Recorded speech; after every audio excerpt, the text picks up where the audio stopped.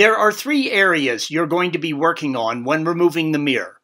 The mirror itself, red arrow, the upper speaker panel, yellow arrow, and the access panel in the door, green arrow. The best way to start is by removing the triangular speaker panel by the A-pillar. Use your trim removal tool and separate the triangular cover from the area by the window by gently prying it inwards as indicated by the red arrow. Next, slide it forward and out from the door, red arrow. You can just let it hang by the speaker wire once it is loose. Remove the foam insulation between the speaker and the frame. It just pulls out. Use your trim removal tool and open the access panel in the door by gently prying it towards the dash.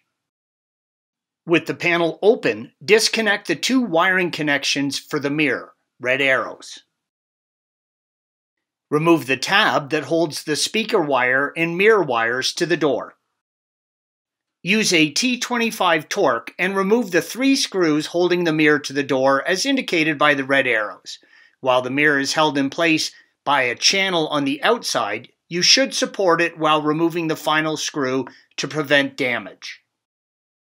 You can now wiggle the mirror out from the bottom and remove it from the grooves that sits with the upper door frame, red arrows. Pass the wiring up and through the foam barrier as you remove the mirror. Installation is the reverse of removal. Thanks for watching. Click here to view the original article along with hundreds of other DIY content for your car.